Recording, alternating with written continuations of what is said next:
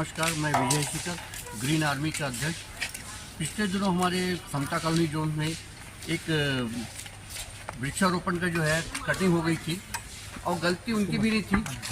और वो सब हमने ये चाहते हैं कि अधिक से अधिक पेड़ लगे, पर्यावरण को सुरक्षित रखें, ताकि हम आने वाली पीढ़ी को पर्यावरण के प्रति जो है सतर्क रह सके, सजग रह सके और वो स्वस्थ इस वातावरण में सांस ले सके। इसी उद्देश्य के लिए आज इन्होंने यहाँ पे हमने वृक्षारोपण किया है, जिसमें ग्रीन आर्मी और ओम डेंटल क्लिनिक के संचालक महोदय द्वारा यहाँ पूरा वृक्षारोपण किया गया है।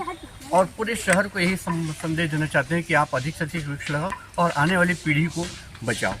आज इस गार्डन में कितने पौधे यहाँ पर लगाए गए हैं? अभी यहाँ पे 10 पौधे लगाए गए हैं जो सिर्फ और सिर्फ ऑक्सीजन देते हैं। इस टाइप के पौधे रखे गए हैं क्योंकि समता कॉलोनी जो है धीरे धीरे जो है कहीं कहीं कंक्रीट का गढ़ बन रहा है और हम जो चाहते हैं छायादार और ऑक्सीजन देने वाले पौधे जो है वो यहाँ पे उपलब्ध कराए गए हैं और जो लगाए गए हैं।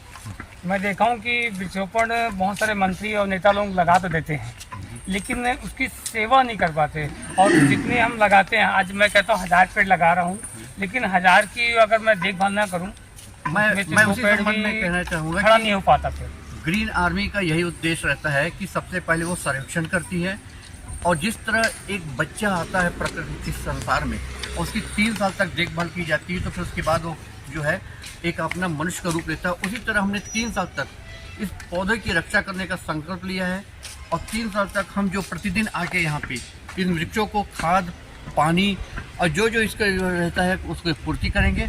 और उसके बाद आप देखेंगे कि ऑटोमेटिक जो है ये पेड़ को देखने की जरूरत नहीं पड़ेगी, वो ऑटोमेटिक ऊपर बढ़ते जाता है। और इसीलिए ग्रीन आर्मी जो उसी जगह का चयन करती है जहाँ वृक्षारोपण का पर्याप्त जगह हो, सुरक्षा की पूरी व्यवस्था हो, इसीलिए हम ऐसे जगह का चयन करते हैं।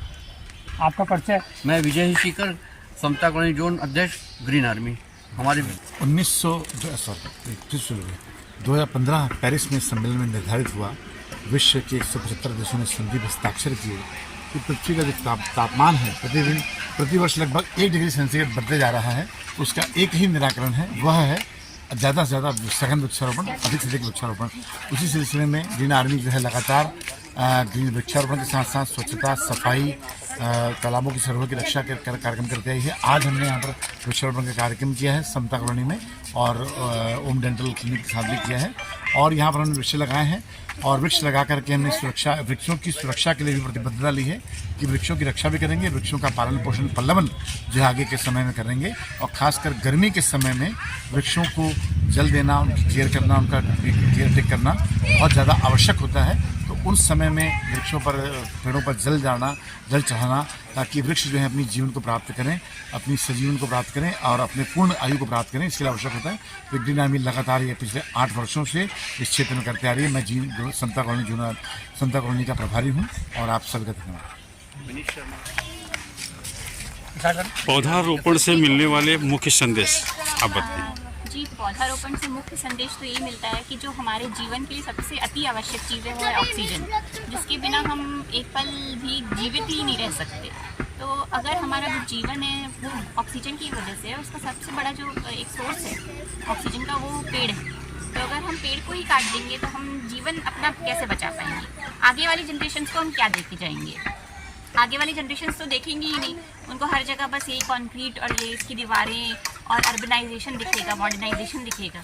लेकिन जो एक पीसफुल मिलता है, एक छाँव मिलती है, एक पीसफुल एनवायरनमेंट मिलता है, जब थकान होती है तो हम पेड़ ढूंढते हैं कि हमको पेड़ मिल जाए तो हम उसके नीचे थोड़ी देर बैठ के अपनी थकान दूर कर सकें। तो वो सब चीज़ें बिना पेड़ के संभव ही नहीं है। मैडम, मेरा क्वेश्चन है, हाँ। आज से 20 से 25 वर्ष पूर्व राजधानी में हैं हम लोग। हाँ। तो राजधानी स्तर की मैं बात कर लेता हूँ, तो यहाँ पर इतने हॉस्पिटल नहीं थे। हाँ। और इतनी ऑक्सीजन की ज़रूरत भी नहीं पड़ती थी। आज क्यों जरूरत पड़ रही, कारण क्या है? ऐसा नहीं है कि उस समय ऑक्सीजन की जरूरत नहीं पड़ती थी, ये तो आपका प्रश्न थोड़ा गलत है। एक्चुअली उस समय इतनी अवेयरनेस नहीं थी, लोग मतलब बिना चेकअप कराए, बिना हॉस्पिटल जाए अपना घर पे ही इलाज करते थे, जिसकी वजह से बीमारियां पता नहीं चल पाती थी और उनके प्राण चले जाते थे। अब क्या है, आजकल छोटी छोटी भी बीमारी होती है तो लोग सोचते हैं कि हमारा स्वास्थ्य बहुत हमारी प्राथमिकता है, तो सबसे पहले वो जाते हैं प्राइमरी इन्वेस्टिगेशन के लिए किसी अस्पताल में, नियर बाय हॉस्पिटल में। फिर धीरे धीरे जब चेकअप होता है तो पता चलता है इनको कोई पर्टिकुलर बीमारी है, उसके बाद वो उसका इलाज करवाते हैं। क्योंकि लोगों को अब समझ में आ गया है कि जो उनकी जो स्वास्थ्य है वही उनका एक सबसे बड़ा धन है। जो अब लोग अवेयरनेस ज़्यादा आ गई है। हाँ, मैं ये मानती हूँ कि आजकल अर्बनाइजेशन भी बहुत हो गया है। पहले इतना अर्बनाइजेशन नहीं था, पहले इतनी ज़्यादा पेड़ों की कटिंग नहीं होती थी। आजकल आप देखते होंगे कि सड़क बनाने के लिए पूरा का पूरा पेड़ फॉरेस्ट, काट देते हैं। जैसे अभी एक नई सड़क बनी है जो पूरा छत्तीसगढ़ को आंध्र प्रदेश से कनेक्ट करेगी, आपको पता होगा, उसका बहुत बड़ा प्रोजेक्ट चल रहा है जिसमें पूरा का पूरा एक फॉरेस्ट को काट दिया गया सड़क के निर्माण में, हाईवे बन रहा है। तो ऐसा नहीं है, देखिए अर्बनाइजेशन की ज़रूरत है। अगर हम अर्बनाइज नहीं होंगे तो डेवलपमेंट कैसे होगा? डेवलपमेंट जरूरी है, लेकिन दोनों चीज़ बैलेंस होनी चाहिए। बैलेंस होना चाहिए, प्रकृति का भी ध्यान रखना चाहिए ध्यान देना चाहिए। और साथ साथ जो नई टेक्निक्स आ रही, नए इनोवेशंस आ रहे हैं, उसका भी ध्यान रखना चाहिए। तो दोनों साथ में ही चलना चाहिए। अपना परिचय दे दीजिए। मैं डॉक्टर स्तुति अग्रवाल हूँ, मैं ऑर्थोडोंटिस्ट हूँ। मेरा स्पेशलाइजेशन है ऑर्थोडोंटिक्स एंड डेंटोफेशियल ऑर्थोपेडिक्स और मैं डायरेक्टर